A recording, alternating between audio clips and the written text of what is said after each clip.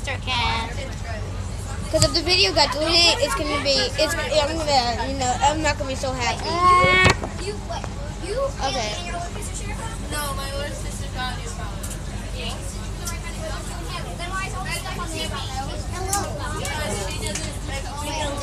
What does that do?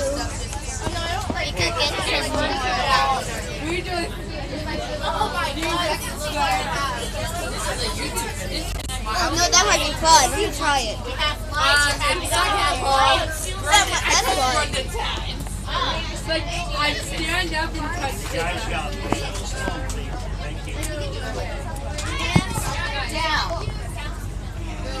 Hey, hands down, and you guys are going to be quiet because the more you talk, the less we can hear up here, okay? All right. Good morning, everybody. Welcome to Kennedy Space Center. And folks, may I get everybody's attention, please? Folks, please. Excuse me, please. Thank you. Just need everybody to be able to hear the information. My name's Bob, and I'm going to be your escort, and we are going to be about 42 minutes getting you to Saturn V. We are going out around both of our launch pads today. You're going to get a good look at Pad A and Pad B as we're traveling. You'll also get to see the vehicle assembly building up close. You'll get to see the Launch Control Center. And we also have both of our crawler transporters sitting out for our guests to see today. So you've got a lot of neat things to see, and then we're going to take you on to Saturn V. That is where we have one of our 3 remaining actual Saturn V moon rockets. And you're going to get to see a real Saturn V moon rocket there today. And so as we're traveling, I just need to mention just a couple of things here real quickly. While the bus is moving, it's very important that everyone remains seated. Please do not move around the bus while we're in motion. We don't want anyone hurt on the bus.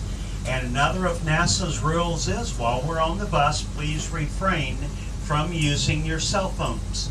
So if you can place your cell phones on mute or vibrate, I'm sure your friends and neighbors will appreciate that. And once you get to Saturn V, you can use your cell phones there wherever you like, just while we're on the bus. Now, concerning photography, you can take pictures of anything you want, except for one place, and that's when we go through our security checkpoint. Please do not take pictures of the gates or the guards. Once we roll past the gates, then you can take pictures of anything you want, and there will be a lot of neat things to take pictures of. We're also going to have some sections of video on our monitors.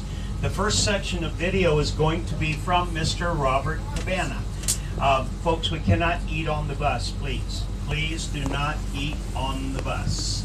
We do not want bugs on the bus, please. So the first section of video is going to be from Mr. Robert Cabana. He's going to welcome you to Kennedy Space Center. Then we will have some other sections of video along with some live information. And it's very important, ladies and gentlemen, that we're very considerate of our conversations. We want everyone to be able to hear the information, and we want everyone to enjoy the tour. So with that being said, I'm going to sit down and prepare for us to get started. Thank you for being here with us today. It's my privilege to be your escort, and we're going to go out and have a good time. Thank you. Press on. Enjoy yourself as you get a unique look at NASA and Kennedy Space Center's past historic achievements and exciting people. Welcome to the John F. Kennedy Space Center.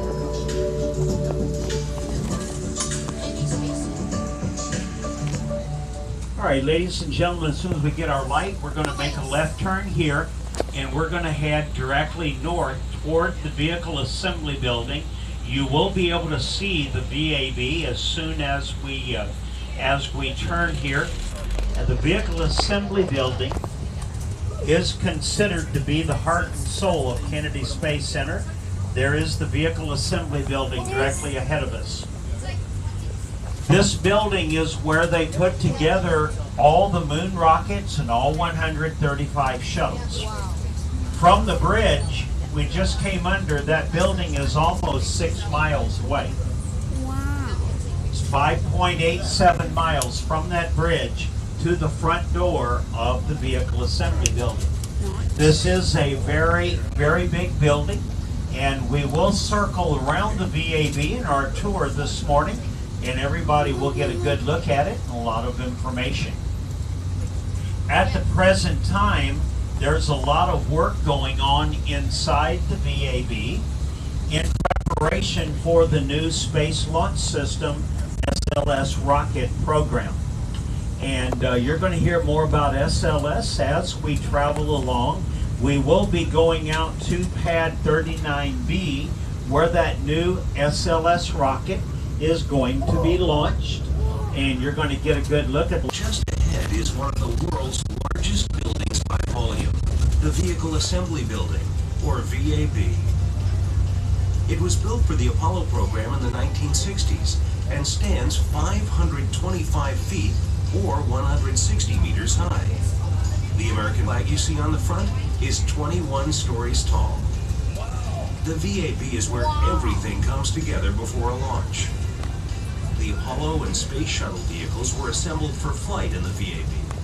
This cavernous facility contains 4 huge bays where the spacecraft were assembled using massive overhead bridge cranes for highly complex maneuvers.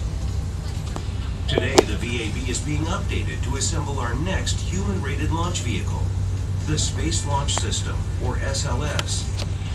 The SLS is the most powerful rocket in history and has an evolvable design that ranges from 321 to 384 feet tall, depending on mission requirements. This rocket will someday help NASA to reach its goal of human exploration of Mars. The large tower next to the VAB is the mobile launcher being built for SLS. When completed, it will carry the massive launch vehicle on top of the crawler transporter to Pad 39B. You will learn more about the launch of SLS when we get to the launch pad. Adjacent to the VAB is the Launch Control Center, the distinctively shaped 4-story building which houses the launch team. This is where the ground controllers, engineers, and launch director monitor the spacecraft and manage all the activities leading up to launch.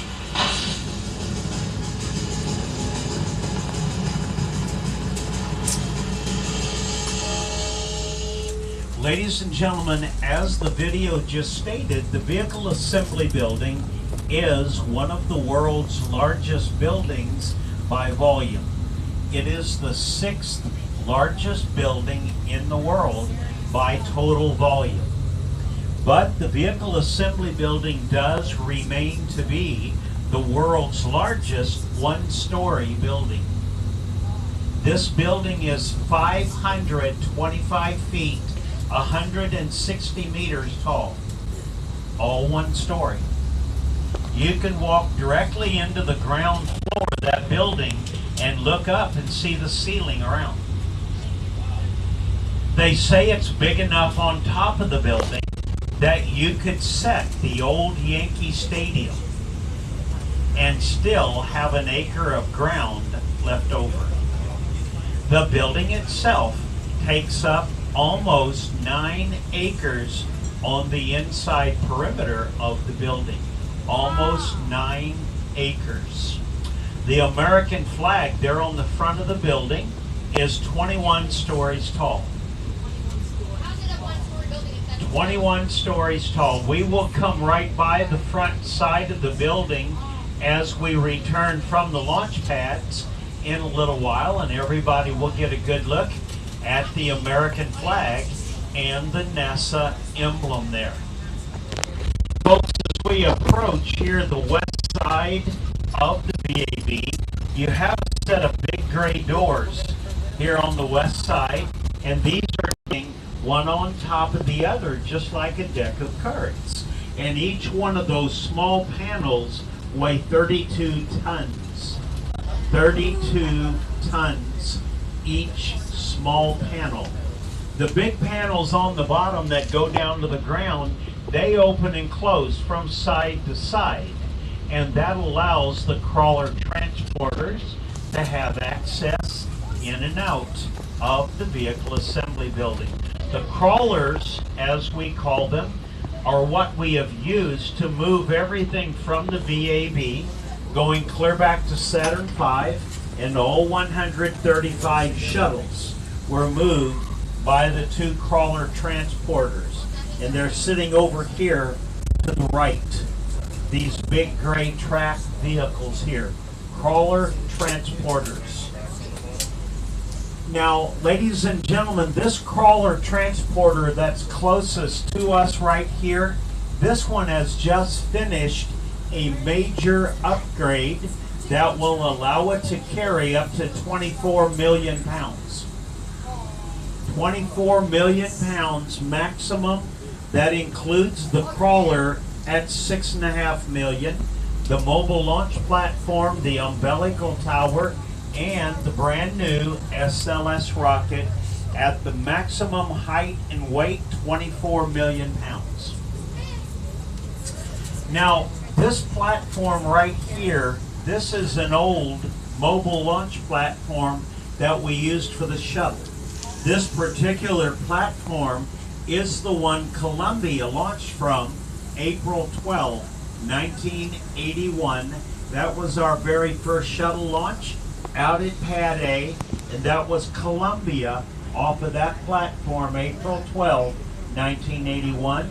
And also the last shuttle launch, which was Atlantis, July 8, 2011, off of that platform out at Pad A. Now, folks, in case anybody might be interested, NASA does have that old platform for sale. Platform's free, you just pay the shipping. Wow, nice. Are we good? Do I have it sold? Okay. You give me 10% down, please. Okay. All right. Okay, we are coming around here to the east side of the vehicle assembly building, and you have a set of high bays here on this side. This is high bay 1 and 3. 1 and 3, left to right. Now, folks, these two bays here, this is where they processed every shuttle. 135 shuttles were put together in these two bays right here. And then right there, where the door is open, is high bay 3, and that is our brand new mobile launcher and umbilical tower that we're building for the SLS rocket. That's history in the making right there, folks. That's it.